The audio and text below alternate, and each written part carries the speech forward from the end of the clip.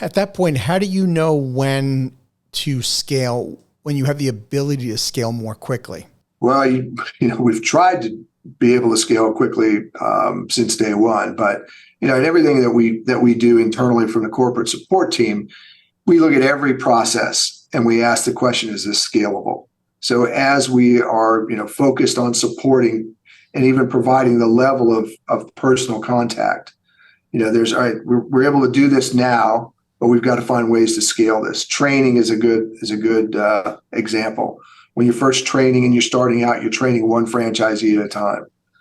So there's a lot of hand holding, and it can really kind of ebb and flow with the person. But as you grow, and as we now are training, 4 or 5 or 6 franchisees at the same time, the systems have to be different. The curriculum has to be different.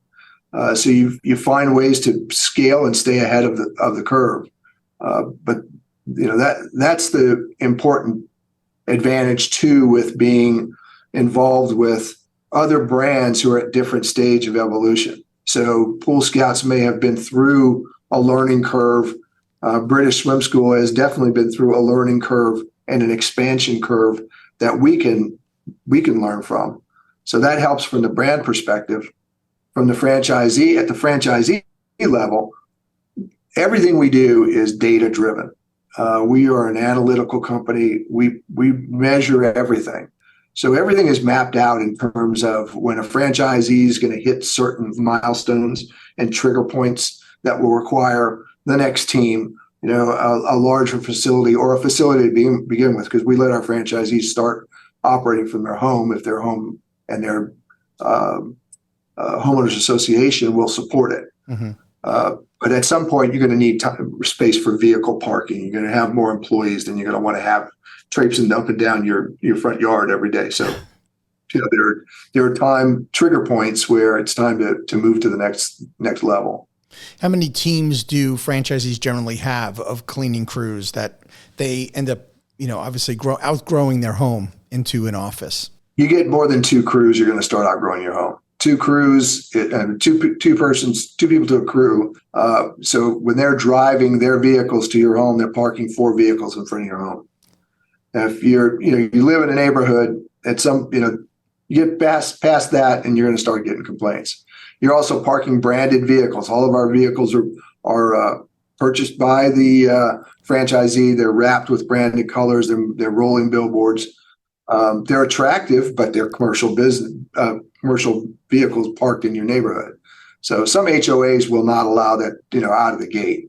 So one of the models of operation is operate from your home, from as far as your business goes, but get a storage facility close by that you can operate out of and that has sufficient parking.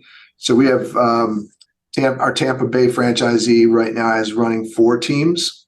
And he's been running this way since day one. So his house is about a mile from whatever the storage location is, but he's got the ability to add additional parking spaces and work out of a really nice, storage location that he's got set up for them to. He doesn't have to be there. They've all got access to it. They can get in and out. Every system we use is cloud-based, mobile-enabled. Everybody's in constant contact and connection with the customer as well as with the manager or owner. So you get into a pretty good rhythm. Yeah, and it doesn't take long for the person to outgrow their house, for sure. Yeah, it can usually happen pretty quickly. It depends on what your house is. You have a lot of space around it. You happen to have a big, long driveway. Right. You got the ability to do it. I'm a big I'm a big champion of keeping your powder dry when it comes to your capital. So I'm always encouraging, don't bite off a rent if you don't have to.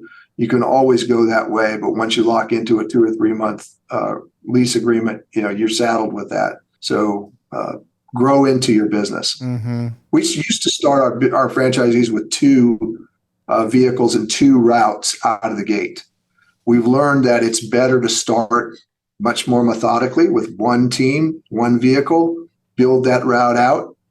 And then as you begin to reach capacity on that route, then move to a second one, because it teaches your team the amount of work that they're going to have to do. They're not spread out over 2 different routes. There's a lot of learning getting back to, how do you work with your initial franchisees? Right. And not to mention, you triggered me when you talked about, growing kind of slow and steady is what you need to do to grow your business out. What about franchisees having multiple locations? How big is the territory? Yeah, it's zip code based, Yep. Protected territories. Each territory will have a minimum of 40,000 targeted households. A targeted household is household income of $100,000 or above. So that's single family homes. So overall, a territory is going to have anywhere between 250 and 400,000 actual households within the territory. Oh. And then if you get into a market like Tampa or Dallas, those territories are growing like crazy anyway. Oh, yeah. By the time you hit year 3, you might have 50 or 60 or more thousand targeted households.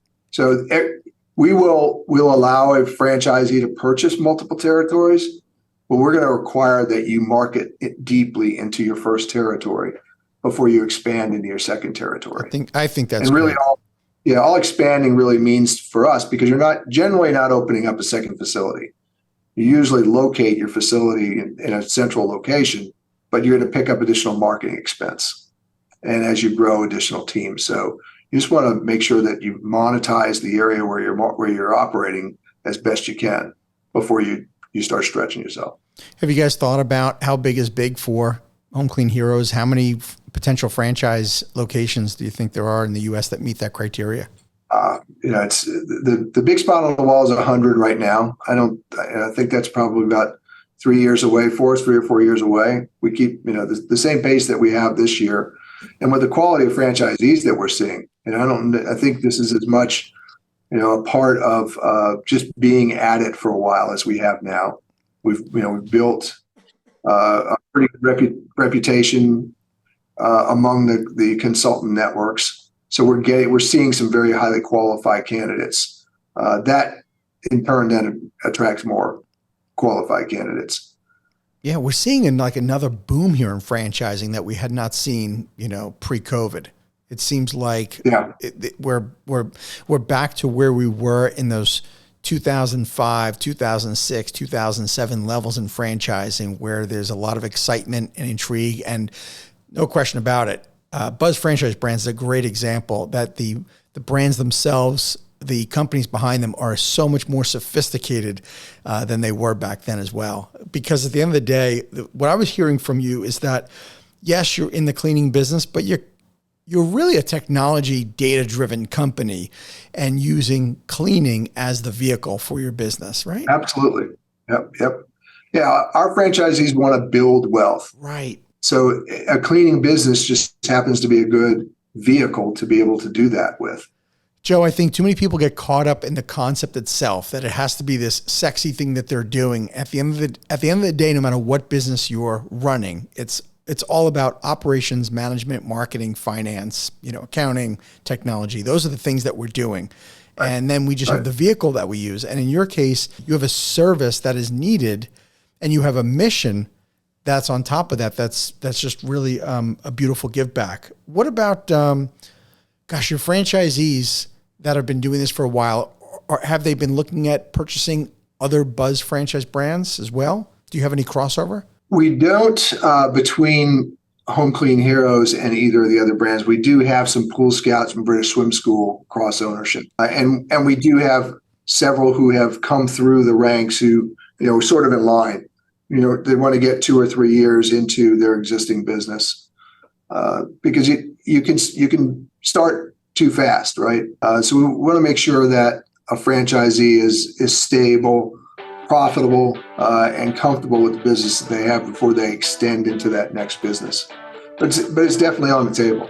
Thank you for tuning into the Emerging Franchise Brands podcast.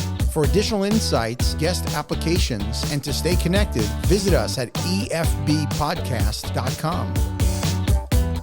The Emerging Franchise Brands podcast is for entertainment purposes only, and the views expressed do not necessarily represent those of Emerging Franchise Brands, its host Frank Fumey, or Emerging Franchise Group LLC.